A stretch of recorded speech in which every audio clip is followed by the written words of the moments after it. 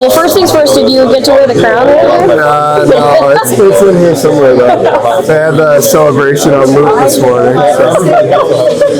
So with you getting the opportunity to move up on the power play, what was that like for you? And then just kind of the responsibility factor that gives you and the confidence a little bit. Yeah, I think obviously it's losing Sergey, but it was a good opportunity. I have good chemistry with Kells at Coles. I feel like 5-on-5, so the message was kind of just to carry it over and use my shot, and got a good look there, and luckily it went in, so it was nice. What's it like watching Keller and Coles have that kind of chemistry on the power play? Because I feel like it's gotten increasingly more gel. Yeah, I was on the bench last game after Coles' 5-on-5 goal in the second, and I was like, oh, they're starting to get a little chemistry here, and they're both dynamic in their own ways, but they're both really smart, so when they start knowing where each other are going to be, it's going to be really fun to watch, and it is fun to watch already. So. Is there something about playing the Blues for you that you like? Because you had the first goal within 18 seconds the last time you guys played, and then obviously the first one 2 days ago. I know. I do like playing the Blues. I roomed with Broberg and Holloway in Bakersfield, so I always have a little juice for that game. But yeah, I just lucky, I guess. I guess for that, obviously great to have a win at home. All the fandom that comes with that, but just the springboard aspect. I know this has been kind of a tough home stretch. How does a game like the other day propel you guys? Yeah, I think I thought we've been playing really well, just not getting really any bounces. So a win, hopefully that changed your luck a little bit. Obviously everybody's feeling good this morning, but I think the big thing is good first 5 minutes. Like, let's not lose what we just did last game. Let's keep it going and keep building every shift and have a solid first period. Obviously they're a good team, so slow them down, maybe frustrate them a little bit, and go from there. Do you have any, is there any weight to the first 5 and the last 5 of every period? What's that mentality? I think so. I think it's important to set the game up the right way, and then obviously if they score in the last minute or something, it kind of sucks energy out of the room. So I think that's why guys like Colsey and Sergey, when he's playing, they play the last minute or start the game because they're good players and we want to follow their lead and stuff like that. So I think just being smart at the start and end of periods is a big thing. And just lastly, what's it like to have Marino back? Obviously, you guys are getting some pieces back, so it feels probably pretty good. Yeah, I know Johnny pretty well. I watched him in college. I get him out. Always been a really good player. I used to skate with him in the summer a little bit too, so very smart defensively, very calm. And I think that's a good thing our D-core needed is Sergey's kind of like that too, but a nice calm presence defensively, never really panicking, good breakout passes, so it's been nice to have him. Any lineup changes or word on Sergachev tonight? Nope, no change.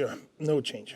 So no Sergachev? No Sergachev. And Bertuzzo was out there for morning skate. Just what's the progression for him?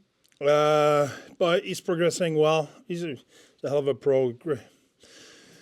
Great leader for us, and he's an old school throwback. He wants to be back as quick as possible, but he's not ready. But he's getting there. I don't know the timeline. So it's close, but. This could be a teach me about hockey moment. I think you've allowed 3 goals off faceoffs in the last 3 games. Yeah. What is happening there, and how would you like to defend it better? I think there's definitively a point we talk about, and we had 2 miscue in the neutral zone as well. So long story short, on faceoff, I think there's a new trend a little bit in the NHL on there's way more picks, which come and go, so that we need to be aware of that. And we get caught against Montreal, not just on the goal against Montreal, but they had another scoring chance as well where they had a pick. So we changed our structure last game to have a different sort of face-off to prevent that pick. I think that's at the first goal we saw what happened. That's the first time in 30 years I see that, so I don't assume it will happen again. But we addressed it. What have you liked from Connor Ingram, since he's been back in these last few games? He's been good. I think Iggy he's in good place. He made key save last game. That's what I liked. I think it's we played really good, I think, defensively. The Blues are the elite team of the rush. there's an elite team as well to find the slot from behind the net and stuff like that. So those two things we were really good. But having that said, there's no such thing as a perfect game. You will allow scoring chance, and you need your goalie to come big in those situations. And I think that, like I said, at the end of the second, he made a really good save on the kind of a broken play.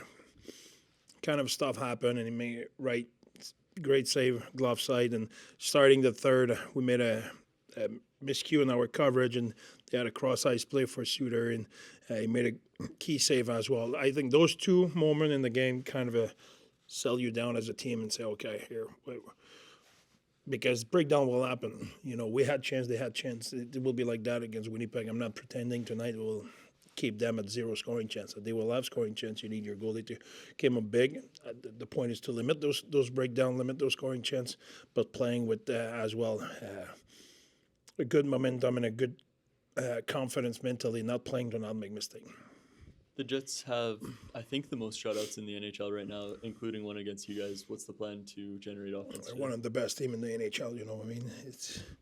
We play against an elite team tonight. So as much as we have a plan to how they play their forecheck, how they play in every situation I can go through. But the main thing is for us is lately we play with a lot of pace. We need to have that cohesion, that speed, that mentality of no hesitation on our play with the puck. When you let the puck do the work, when we move the puck quick and we move our legs, we're fast. We cannot slow down our execution and allow our game to slow down. So now a lot of team who can be as fast as us. So I think for us it's to increase the pace of our game. Any update on Dylan Gunther and his recovery? No, he's still he's not in the picture. He skated, but as good as me right now. So I can tell you that's far away from NHL already. The team played with a lot of energy and it looked like extra desire last game. How do you replicate that? How do you get the guys to respond in a similar way? It's a good question, Cole, but I think we play like that for a while. I know win and loss and stuff, but look against how we play first period against Montreal. You look at our second period against the Island. You look at our game against the Rangers. The Rangers, they came back, but the way they came back, there's nothing we can.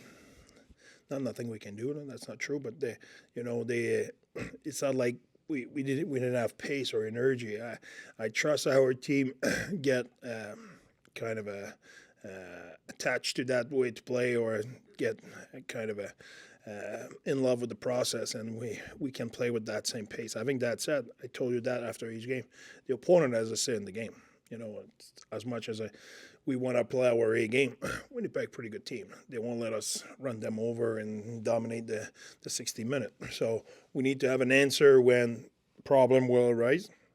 We need to be able to sort those situations like we did last game, and we need to have the same mentality offensively and moving our feet and moving the puck quick and having no hesitation in our decision.